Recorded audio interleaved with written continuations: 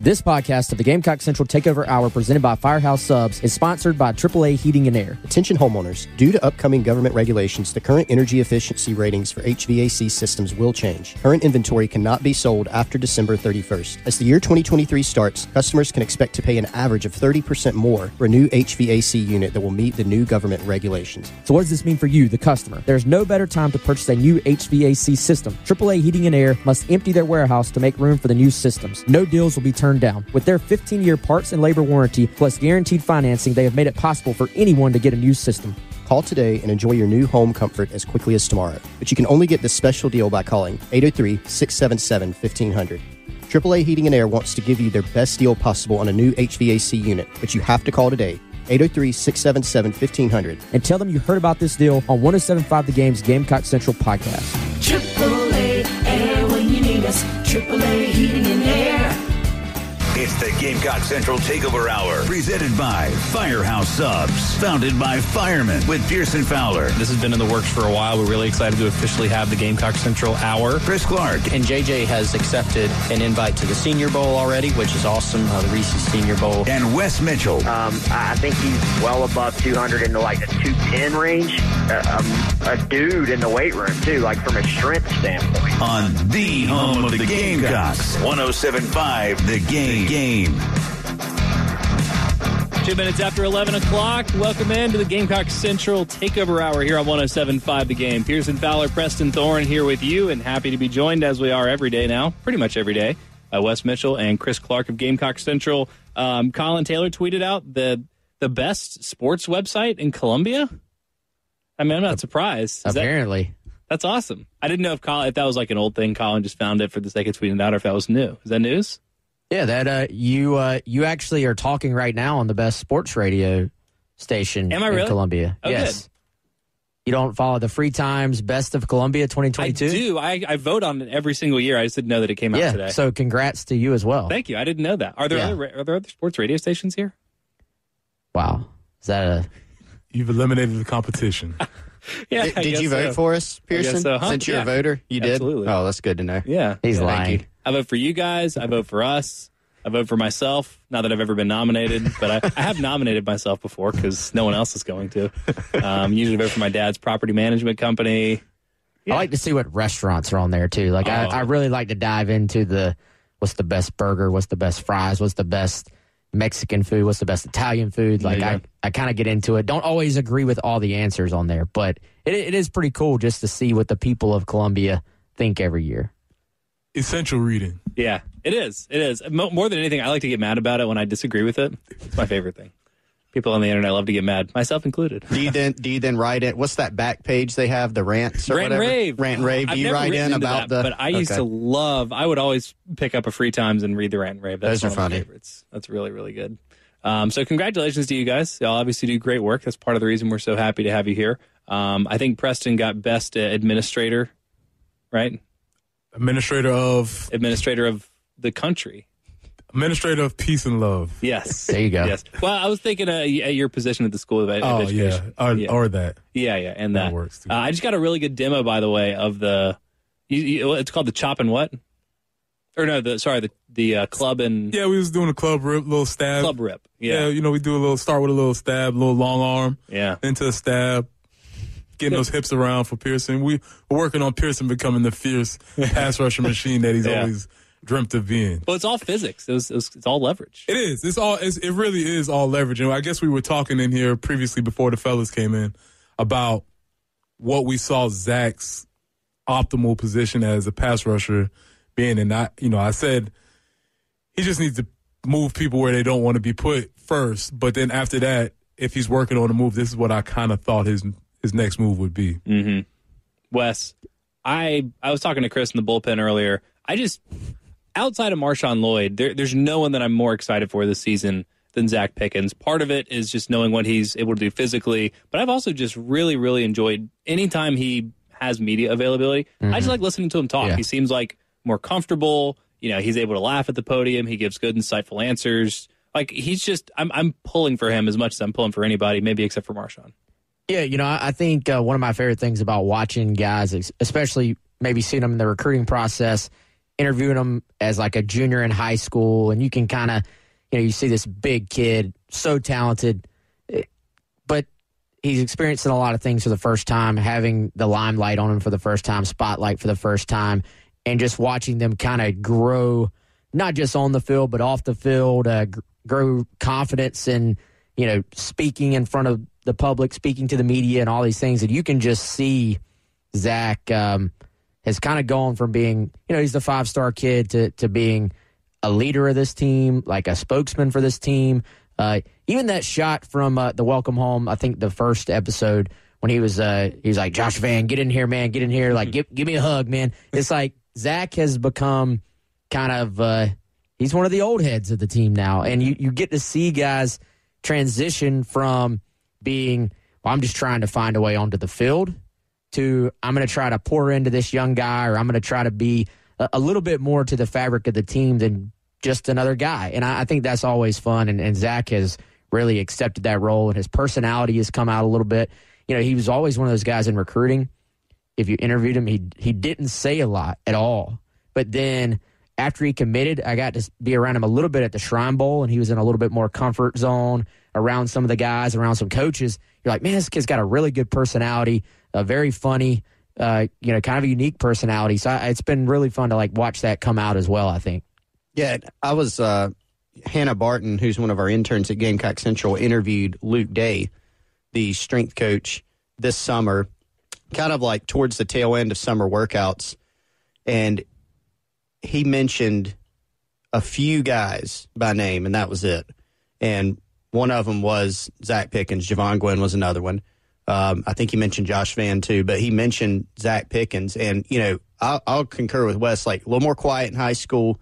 Really thought he'd be a really good player at South Carolina, and we've seen him develop into that. But I didn't know at that time if he was going to be as much of a vocal leader as you've seen him become. Mm-hmm.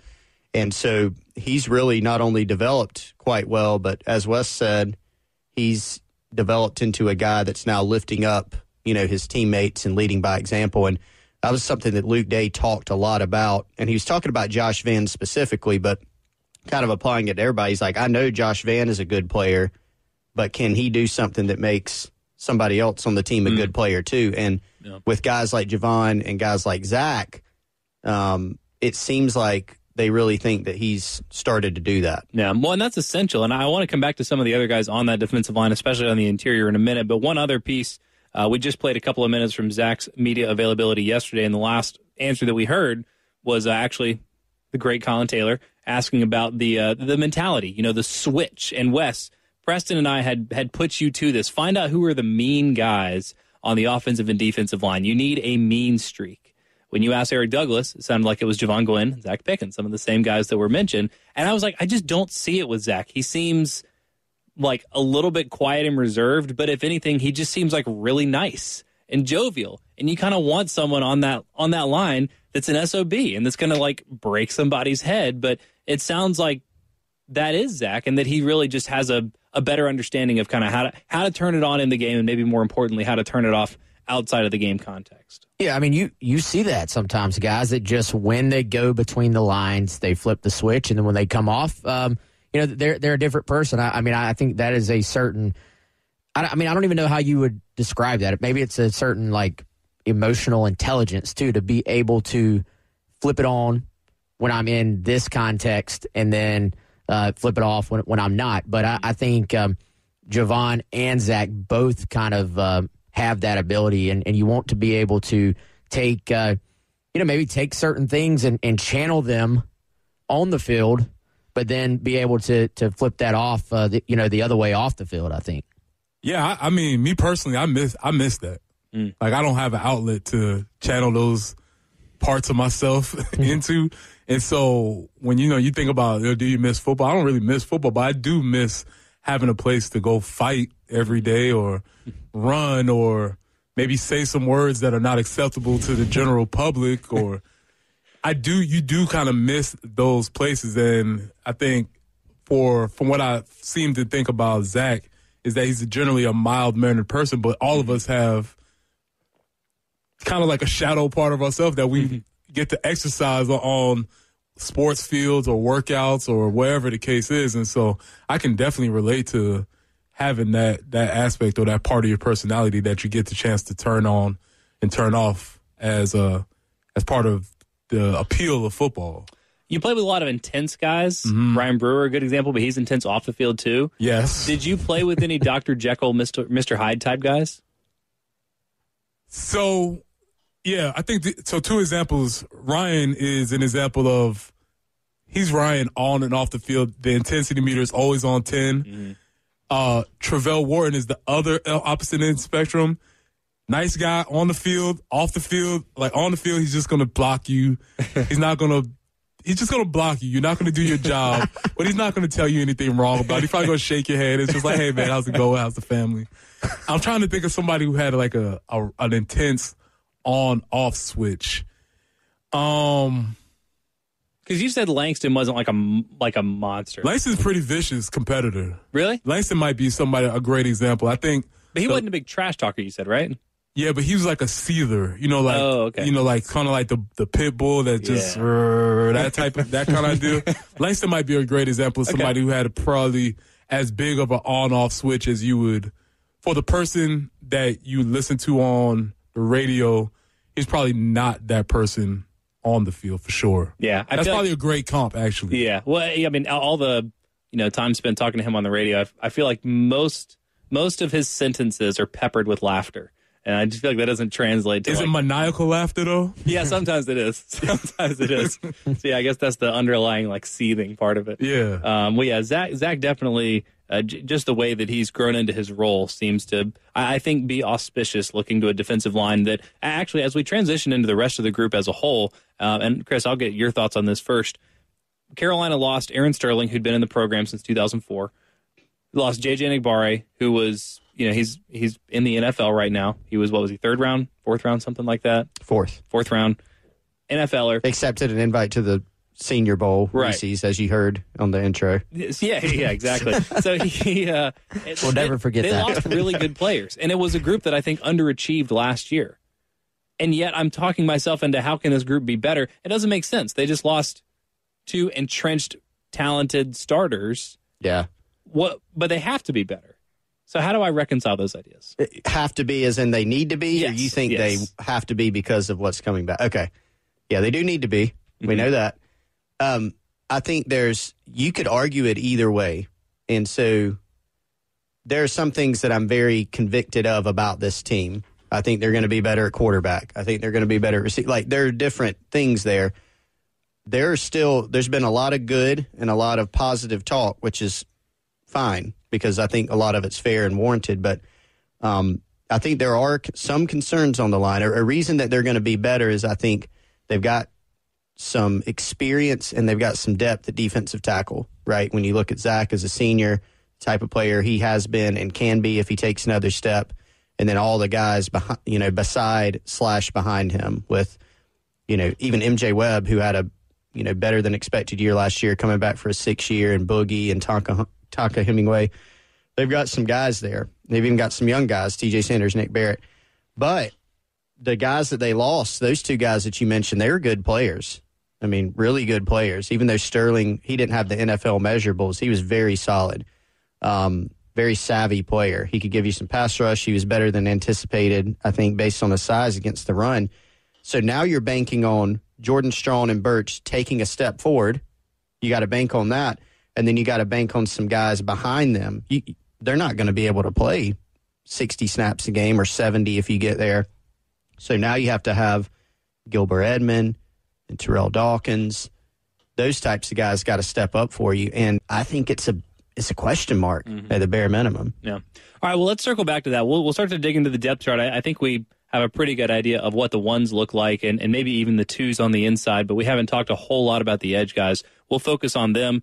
Birch, Strawn, behind them, Chris, as you mentioned, maybe a little bit of a question mark, so we'll dig into what the depth chart looks like at the edge position for Carolina next.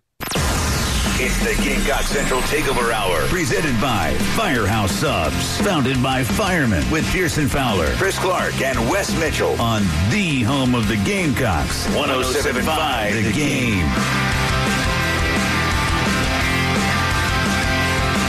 The 11:20 on a Wednesday morning. Welcome back into the Gamecock Central Takeover Hour here on 107.5 The Game. Pearson Fowler, Preston Thorne, Chris Clark, Wes Mitchell. I guess all sitting here as award winners today. Is that right?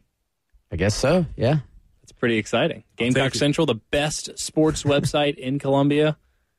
How many times have y'all won that? Do you even keep track? Do you even hang them up anymore, or are the awards just piling up in the closet? No, I don't think they ever sent us anything last year. We did win it last year. I don't know about before that. When was Gamecock Central launched? 98. 98. Whoa. Okay. Before the internet. Yeah. Well, my wife was asking if y'all were like founding members of Central, and I told her I didn't think so. I knew that. Well, Chris, you've been there a little bit longer than Wes, right? Yes. Yeah, but I've only been there since 2009, which is a long time, but not. Man. What did Shu do before you guys? So Shu was, he's really good with numbers. He was actually an accountant. And I won't turn the show into a Gamecock Central history lesson, but since you asked, it was really fascinating how it started and kind of what it's become.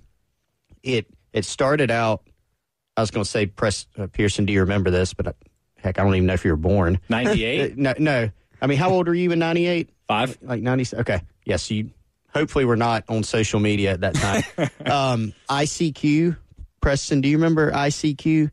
I do not. Kind of, you remember it, Wes, a little bit? It's kind of like AOL. It's a little bit like Instant Messenger, like AIM. It was weird. It used like numbers and stuff. But it started off as like a group of Gamecock fans who would go eat lunch together and they would talk on ICQ. And eventually it migrated to the interwebs. Forum type thing, forum right? type of thing. And then it just continued growing.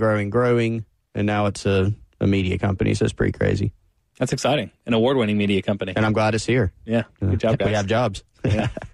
One of the things y'all do, y'all run your own kind of position group breakdown, so we're doubling up on things a little bit. That's okay. Slightly different audiences potentially. I know a lot of Gamecock Central users listening here as well. But in any case, one of the position groups that we haven't spent a ton of time talking about at all this preseason has been the edge players, the defensive ends, however you want to call it specifically. Real quick, lots of rotation on the defensive line anyway. If I had to guess right now, it sounds like Zack Pickens, Boogie Huntley, 1 and 2, and then behind that, some combination of, is it fair to say maybe behind that just like Tonka and MJ, and then you have your Nick Barrett and TJ Sanders? Does that sound right for like a 3 deep? That feels right to me. That's the exact way I would have described it. Okay. Even before you did. They haven't really said, hey, Boogie's going to be the guy, but it just, in our small sample size being out there, it seems like he's always with that first group. And I think that if you had made me guess a few months ago, I maybe would have said they go with the older guy, MJ Webb. So I think that probably means Boogie has taken a pretty big step, in this past offseason, which I think is a good sign for him, obviously. We got to hear from him yesterday. Zach mentioned enjoying working alongside Boogie yesterday in his media availability. And then, this was the smoking gun for me. When Shane Beamer was asked yesterday about the position battles that he was watching, he mentioned wide receiver, he mentioned place kicker, he mentioned backup safety, he even mentioned third string quarterback. He didn't say anything about defensive line, and I was like, that if they have it settled, it sounds like it's going to be Boogie, which, like you mentioned, is good for Boogie, probably good for the team, as Preston pointed out earlier as well. So it seems like that is largely settled. Defensive end, you got your starters. Strawn is probably your end, right? And then Birch, your edge, where they make that distinction. Beyond that, Chris mentioned Terrell Dawkins, who comes in as a transfer, I think is expected to contribute, but I don't really have a good guess beyond that. Yeah, and I think they've kind of even gone away from it was a little more one guy's a buck, one guy's an end. I think it's a little bit more interchangeable now with how they're doing things, but I think they're going to miss Enigbare. He didn't have the huge year necessarily statistically, but you can go back. I was looking yesterday at their Pro Football Focus stuff, the grades from last year. Enigbare was one of the top 2, if not the top, highest graded guys on the defense last year. That's Preston's favorite publication / website, Pro Football Focus. Is it not, or it really is it? It's not. We're very much against the PFF. But yeah. So I think I look at that group and it's kind of twofold for me. I don't know, is there going to be that splashy guy that just goes out and makes all the plays off the edge and kind of is the player that other teams are talking about, like, oh, that's the guy you have to watch out for them. That's the guy you have to keep out of your backfield. At the same time, it's like I can buy that this group as a whole, especially against the run, when you start talking about better play on the edges, better play at linebacker, and sort of the totality of the front. Mm-hmm. I think that's the big step for me that they're going to have to take is, can you just overall be a better team defense against the run? I think they'll be okay as far as rushing the passer. I think they'll be solid. My question is, can they be a little bit better than that or not? Everybody talks about Jordan Burch. Watching last year, Jordan Strong is the guy that just sort of pops off to me. Looks like an NFL-type pass rusher. We know what he did at Georgia State. Has he settled in enough at a new place and a new scheme and a new conference to kind of be that guy this year? I think it'll be very interesting to watch him as far as his progress. So I guess a question that I'm kind of turning around in my mind is, will either one of them be as good as JJ was last year?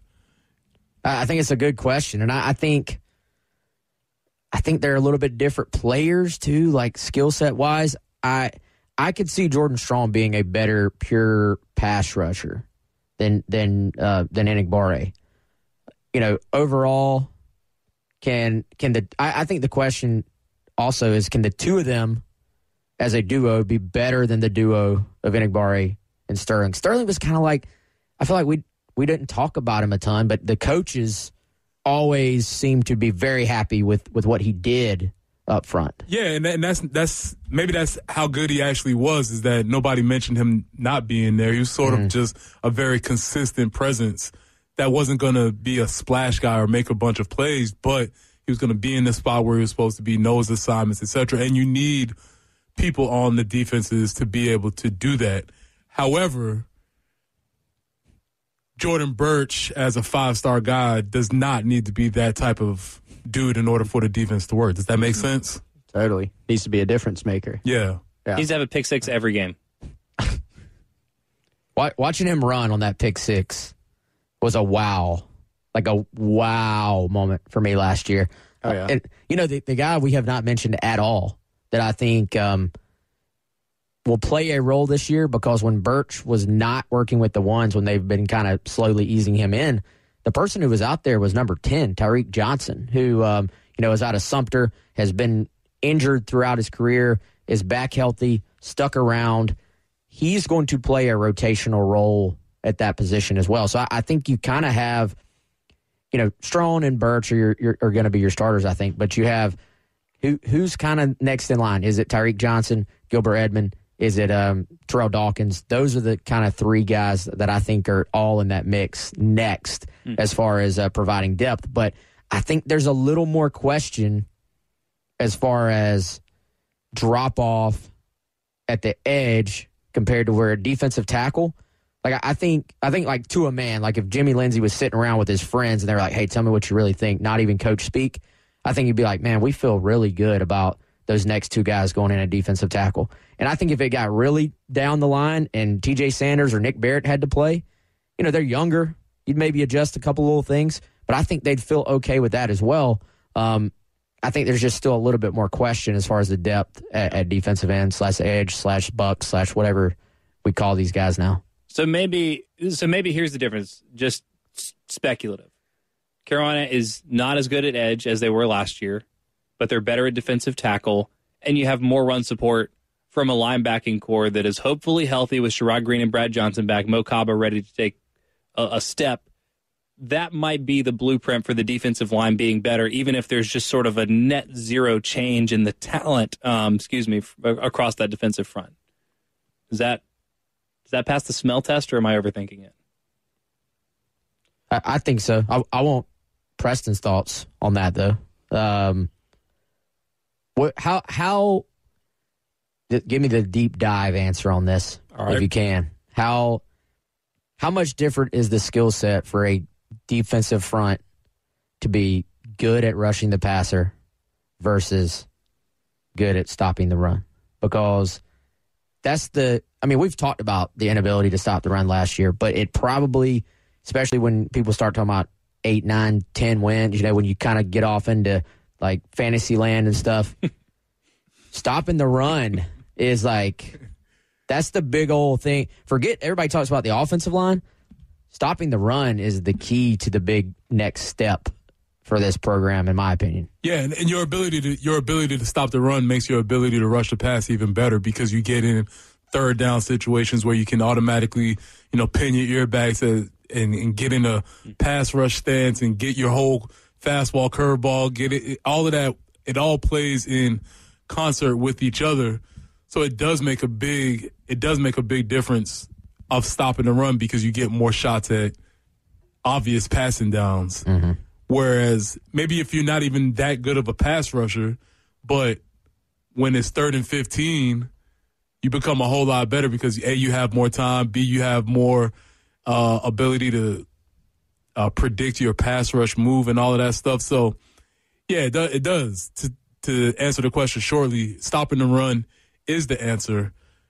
With that being said, you're right, Pearson. To me, it feels like even last year when I was watching the games, when they brought the second unit in, which was Jordan Birch and Jordan Strawn, I felt good about that unit. Mm-hmm. I was like, okay, this unit can still get some stuff done. I'm wondering how that's going to feel this year when we bring the second unit. Yeah. We won't know till we see a little bit more. Or will it – because sometimes as a fan, as you're watching the game, you're like, don't bring those dudes in. Mm-hmm. And I didn't feel like that last year. And I wonder if that's going to be the feeling this year. We won't know that yet. Yeah. But that's what I'm curious to see. Well, I cop a lot from Simmons, and this is probably not a unique concept to him, but a lot of times he's the way that he frames things. What do you, as the opponent, the opponent or the opposing fan, want the other team to do? If you want the other team to punt, that means you should go for it. If you want them to roll in the second guys, or maybe you're more worried about the second guys, hey, keep those starters in. We're more worried about these guys. Run this set because we're more worried about the other thing. You got to occupy the headspace of whoever you're playing against and think about what they want least to happen. And that'll be interesting to see what that ends up being, what permutation, I guess, of that defensive line ends up being for Carolina. Wes has got a thought. Hold that. We do have to hit a break. I have a few more thoughts about Birch, too, as we continue to unpack the depth chart on the defensive line. It's the Gamecock Central Takeover Hour, presented by Firehouse Subs, founded by firemen with Pearson Fowler, Chris Clark, and Wes Mitchell on the home of the Gamecocks, 107.5 The Game. 11:37 Wednesday morning. Welcome back in. Gamecock Central Takeover Hour here on 107.5 The Game, of course, made possible by the wonderful people over at Firehouse Subs.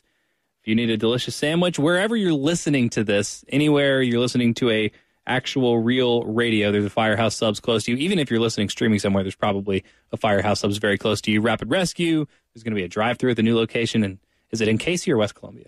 It's in Casey, right over there, across from Brooklyn Casey High School. Not open yet. Did get an update on it. Very excited. Y'all want to go over there when it opens? Yeah, can we? Yeah, absolutely we can. I think we should do it from there. We are going to. Jordan Birch is much. Yeah, chowing down on an Italian. Absolutely. Yeah, it'll be open sometime next month. So very good. So hopefully we'll be over there.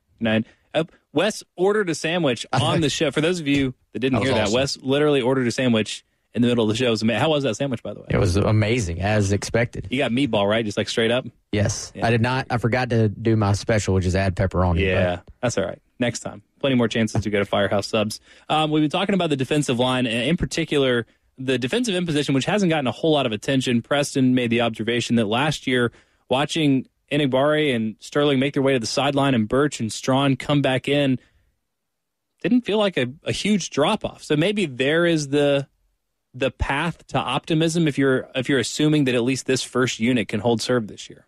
Yeah, I think you looked out there last year and you were like, all right, these guys that just came in look like they're future NFL players. Like just the eye test, like physically, you're like, man, these guys are long, lean, athletic. You had the big Jordan Birch pick six to start the year where you said, this guy looks like a Olympic track guy out there running. Looks like Nicholas Harbor. I know. So, I think that'll be the question. And a lot of times I feel like you can tell if you're like a number watcher, as in like, all right, that jersey number's in right now. Pay attention to the rotation as the game goes along.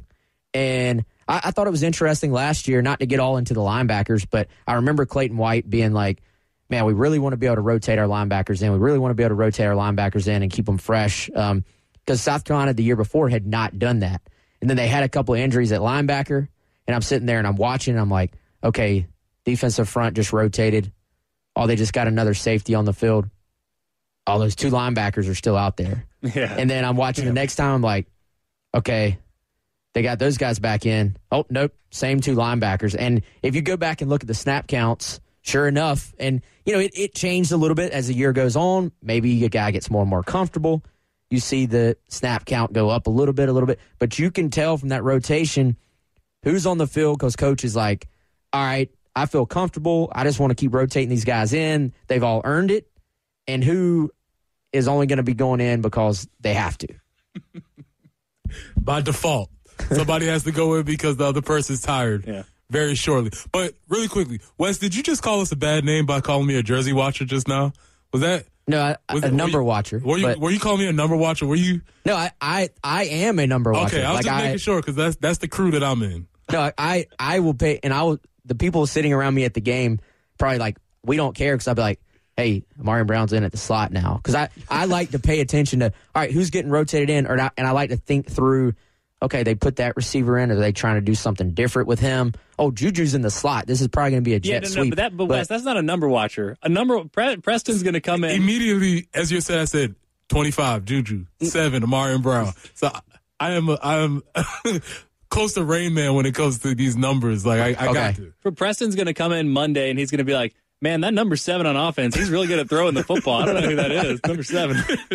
Yeah, but it was not a slight. Okay, all right. Just checking. Yeah, no, we're good. All right. You don't have to do the move to me that you were... No club of ribs. Yeah, teaching Pearson earlier. Where were we? Defensive ends. Yes. Because we talked about the kid from NC State. What's his name again? Terrell Dawkins, number 8. He was wearing number 8 in the spring. I remember that. But Chris, you had somebody that I hadn't heard of, and I was interested in hearing from you. Yeah, Gilbert Edmond. What number? He is number 8. Ooh, double numbers. So Gilbert, he's a guy that kind of trying to figure this out like preseason. And admittedly, I haven't heard as much now that first game is approaching, but they were really happy with him in the spring and the summer, the coaching staff was. And very interesting kid because former high school wide receiver. He had, I think, his senior year of high school, he's like a late bloomer. I think he had like 17, 18 sacks as a senior. Had a huge year.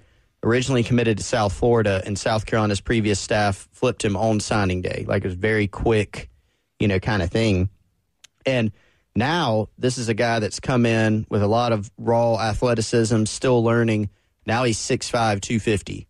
So it's been a noticeable difference when you saw him like this preseason on the field versus what he was when he's a freshman, kind of a taller, lankier kid. Now he's up to 6'5", 250. And he's got, if you watch him, he's got like some natural like bend and athleticism, and I think some potential, pass rushing pop. So Sterling Lucas, who's obviously worked with a lot of really good players in the NFL, they seem to like him. Now, that doesn't mean, game one, don't tweet at me if he doesn't have 10 sacks in the first game, right? But they feel like he's got a good bit of upside. So when we're kind of looking at that whole picture of, okay, pass rush, third downs, or even just who can pick up, 15, 20 snaps a game, Gilbert Edmond should maybe be included in that conversation. Yeah. So as we've done these, kind of depth chart previews or whatever you want to call them, I've mostly been thinking about them with September 3rd in mind, but let me flip it for the sake of defensive ends. Jordan Burts, Jordan Strawn, let's say, assuming everybody stays healthy, obviously, those two are the entrenched starters for the entire year. Gilbert Edmond may be somebody, Chris, in your estimation, by the end of the year that will solidly be in the 2 deep, or is he still somebody a little farther down the road for Carolina? Further down the road? Ooh. I don't know if I'd go there yet. Okay. I mean, he could be solidly like a third down guy at that point. I think a lot of it hinges on how does he play the run, because a guy that Wes mentioned earlier, Tariq Johnson, I feel like is really technically sound and has a chance to be possibly a better player against the run. Edmond, that's probably more of a question mark for him right now. So, okay. So Tariq Johnson and Terrell Dawkins? Yeah. I mean, I think there's some guys you look at and you're like, it's inevitable that person will be starting by the end of the year. Mm-hmm. I don't really see that, or even, will play a key role. I don't know if I can go there yet, but I do know that they're pretty excited about him going into this season. technical question, and I don't know if you've noticed this or haven't seen this, but last year with the edge coach, who was the edge coach last year? I think Mike P. Mike P. Yeah, Mike P. I'm sorry. With Mike P., I noticed that they lined up in 2-point stance. Have you noticed any change in that with Sterling Lucas coaching those guys this year? I have not. Maybe something to watch. Game 1.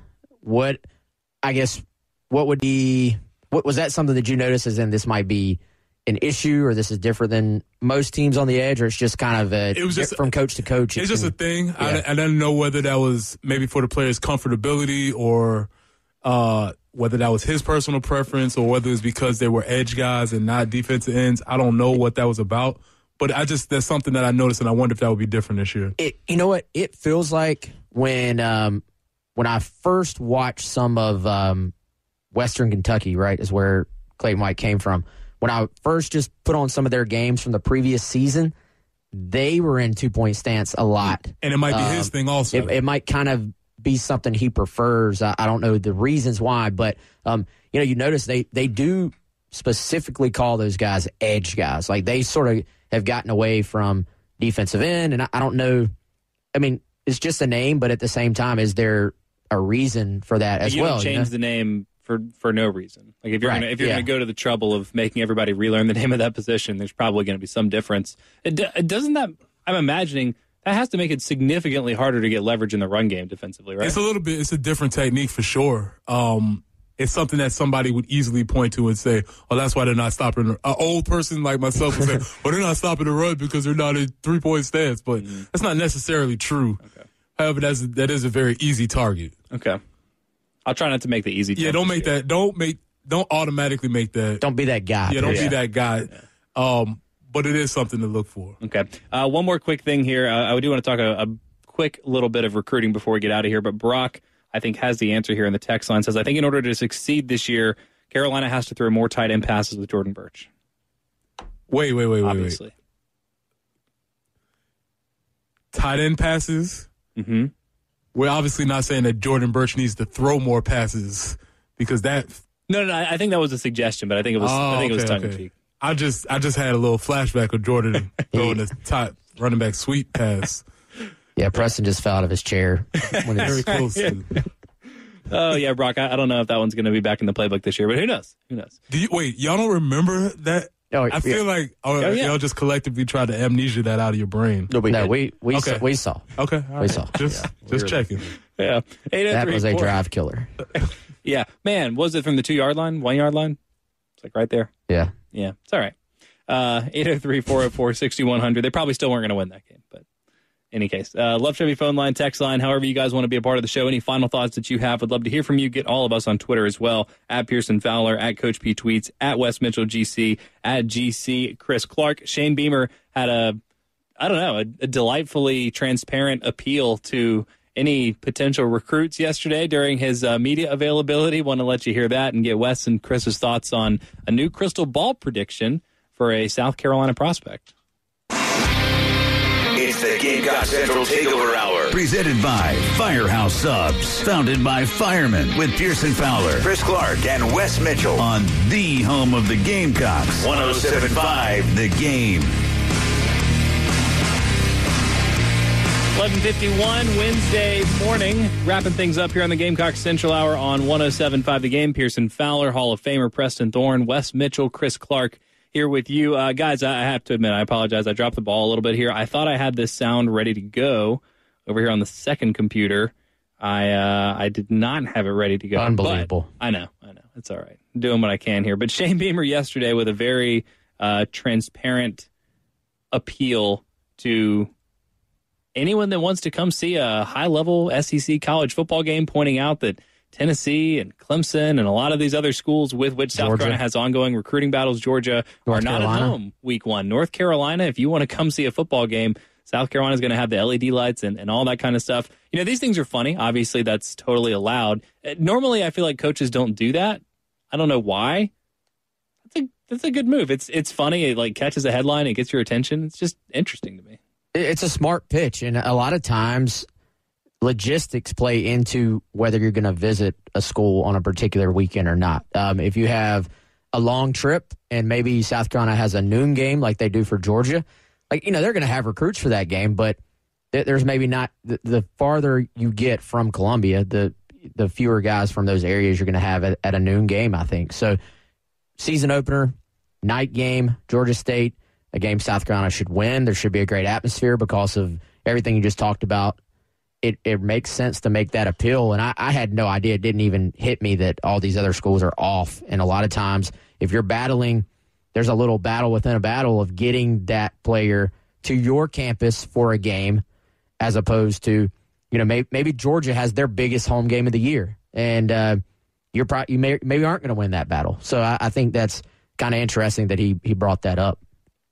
Good move. You see a lot of times, like in the summer, there's always this funny, it doesn't really get publicized, but, most schools have big kind of summer camp events, like a cookout or, what at Florida they called it Friday Night Lights, and Clemson has a cookout. And everybody's got some version of like a cookout, quote unquote type of thing, the big recruiting event where you bring in seniors, juniors, all that kind of stuff during the summer. And all the recruiting staffers and college football coaches from other countries are always trying to figure out, hey, when is such and such school doing that? Because it's just like Wes said, there is a competition.